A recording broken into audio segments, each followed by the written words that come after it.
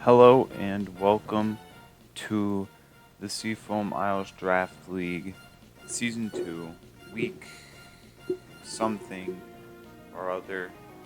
Week 3, yeah. Week 3, Game 5. This match is between Coach Phero, coach of the Eternal Fractal, and Layer 27, coach of Snack Time. So, with the introductions out of the way, I'll get into their Z Pokemon. The Z Pokemon on each team are Z, Any, and DD, and Z Attack Elisipod for Phero. And for Layor, the Z Pokemon are Z, Any, Porygon Z, and Z Attack Willigan. And then the Mega Pokemon are Mega Beedrill and Mega Lopunny. So, yeah, just the basics out of the way. Now I can actually start talking about just the teams themselves. So I'm really surprised no Mega Lopunny. Maybe it's because Dragapult just scares it too bad. And Mega Beedrill, the speed tier might have just been a little too much. For Layer to want to bring it. The bulk on Phero's team is kind of susceptible to that fighting, though. Like, fighting normal kind of just bops this team. It's really slow. Fake Out Quick Attack, I think, actually has a chance to kill Beedrill, especially, well, it definitely does with Rocks up. But I'm not going to talk about a Pokemon that's not even here. Scrafty is a decent replacement, though. With Intimidate, it can somewhat switch into Dragapult, I guess. If it goes for Phantom Force, it's reliable, and switching into Phantom Force.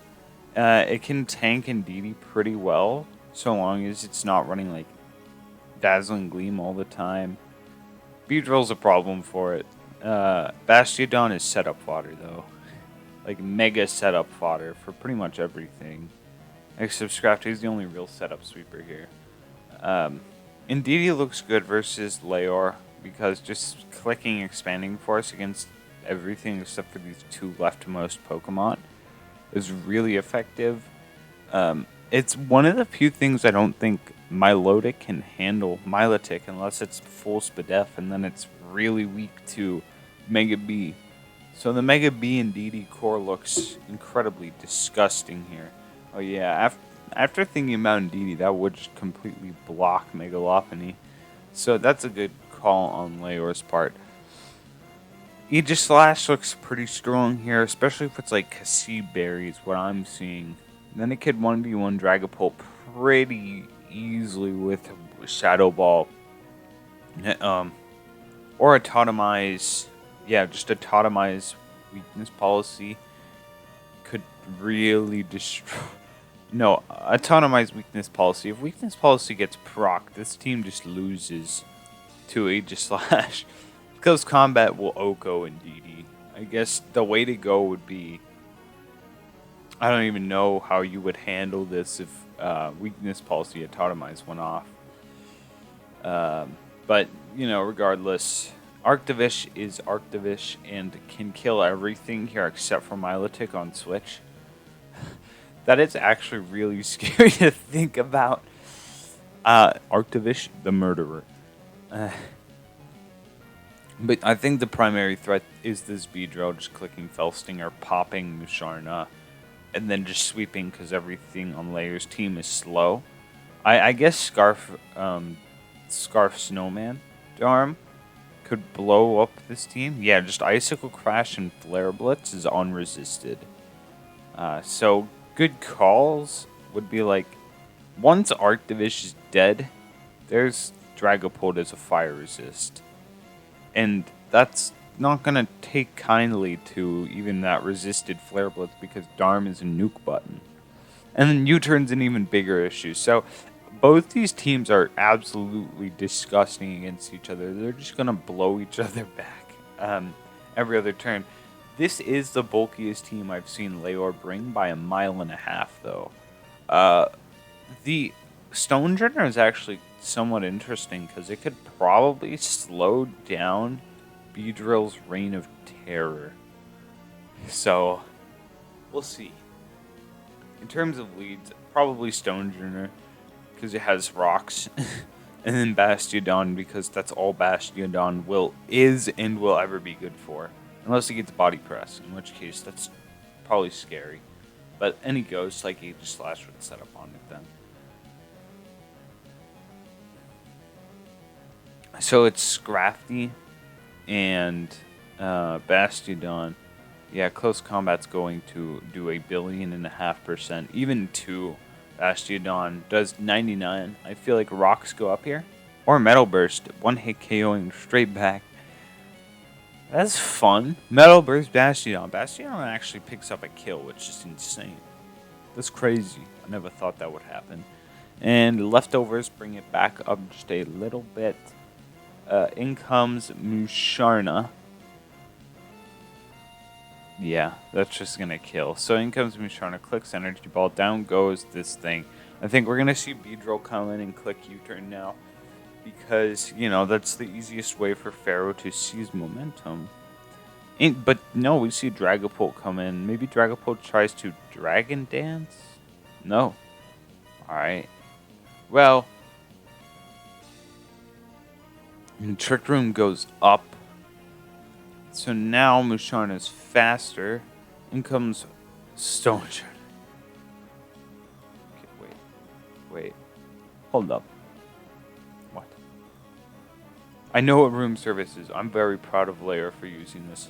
You know, this is the most fun thing I've ever seen be brought. The room service, Stonejourner. I mean, nothing was gonna outslow this, but now nothing will outslow this. Because Bastiodon is dead. This is one slow guy. He's gonna punch something and like just click Stone Edge, and something's gonna die probably. That's all. That did a whole 20%. That did nothing. Okay, we're gonna see a heavy slam do 42%. Maybe this has Shadow Ball. U-turn does 11. That did a lot. This is the Stonejourner. Wow. Alright. Stonejourner's gonna click Stone Edge here, or Rock Slide. It's gonna do a lot. If it flinches, that's tough. Flinch happens. Oh no. That's really... Phero's in a really bad spot versus this guy. This is... banned? Or an accident. That was choice banded or an accident. I don't think that was huge because you clicked first impression the second turn. So I'm assuming that it was choiced. And first impression would have done like a whole 7% or something because this thing is nuts. Yeah, Expanding Force is going to easily prey on that like 20 base defense. Expanding Force, yeah, easy. Shadow Ball looks pretty clean right here, especially with Life Orb. I think we're just going to see the Trick Room go back up. Yeah, that is disgusting damage on Musharna. Milotic can probably pretty freely come in here. Yeah, the special attack drop's really nice because now you can set up Trick Room.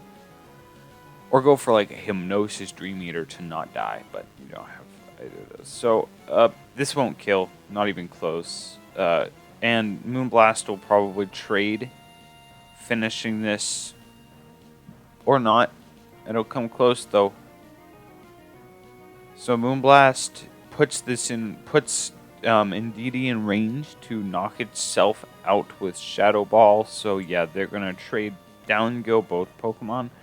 I'm gonna say that Darm is pretty free here, just to go for a U-turn on like off drop.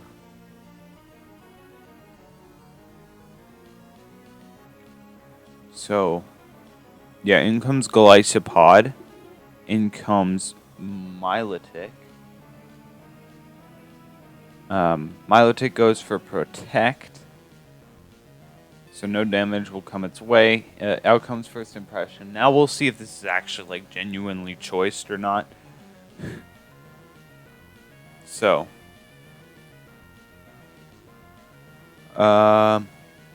Scald's going to finish off Skull Isopod. So Skull Isopod's not choiced because it would have gone for first impression again. So protect my Milotic. Whoa! I did just butcher that. In comes Arctivish. Let's see a freeze dry Arctivish right now. Water absorb. Yeah. Let's see freeze dry Arctivish right now. Super Fang. Ooh, I like that. I like these sets, dude. Metal Burst. Okay, I want to appreciate the Metal Burst, the Metal Burst Bastiodon, the Stone Journer, the Room Service. Okay, so it's a surprise that Stone Journer came to any game, and then the fact that it was Room Service, which is a never used item. That's just icing on the cake. It's just like, these are all like treats. You got these two. The Arctivish with Super Fang is really neat. Metal Burst Bastiodon's really fun. Yeah, I really like these sets, dude. Oh, what? Quick Claw Super Fang. Yes. Sheesh, calm down, Arctivish. You don't need to go like that. You don't need to murder everyone with Vicious Red. I'm gonna be honest, I think Arctivish is putting in more work than Dracovish this league so far. I haven't watched Kiwi's game yet, but, Arctivish is going wild. It's not even on a hail team either, it's just killing things, chipping down Milotic, chipping down Aegislash. This is going to go for sneak and not kill. Or, what? That, okay, is that like minus defense? Alright, cool. Okay, you do you, Aegislash. No comes Arctivish. We're probably just going to see a Vicious Rend, and then that's going to bounce off of King's Shield. So unless this has like a recovery move type thing. No, yeah. So I don't, this isn't gonna do very much to Milotic anymore, and it's not gonna do much to Aegislash either. Perhaps it will to a KO. I'll just turn it on to slow really quickly. Beedrill's looking really dangerous right now. Secret Sword's going to do just over half. Vicious Rend's going to do 44%. Aegislash is definitely dead to Beedrill. On the King Shield for recovery, I think we're going to see Drill Run. That's going to knock out this guy. Yep. In comes Darm, clicks Flare Blitz, probably. In comes Milotic on Felstinger, which is not even close to KOing. Scald's gonna come back, does not even do a KO. I forget like all the time that Beedrill has like 70 base special defense, not like 20 base defense. Or 15 base defense. Drill Run's going to do a heap of damage, but it's not going to pick up that KO. Can Vicious Rend beat the Snowman? Ironhead does 30%. Vicious Rend comes back 1 over 2. Okay, I'm going to be honest. No Earthquake at the end there was kind of strange. Maybe went for a flinch. I don't know if Earthquake would have killed. But, this had like the most delightful sets I've ever seen. I mean, the Felstinger Beedrill. I know Felstinger is somewhat common on Beedrill, but, we got to appreciate it coming in draft. And then the Zen Mode Darm. It's not even Guerrilla Tactics. This was a beautiful game, honestly. I love this game. This is the most fun game I've watched pretty much ever. And this was competitive, but not hyper competitive. But this was awesome. Good game to both players. I think they both played incredibly well, especially with that Trick Room Stone Journer. That was nasty. That's crazy. But, yeah. Good game, guys. So, see you in the next one. I think I will yes, I will probably be recording the next one.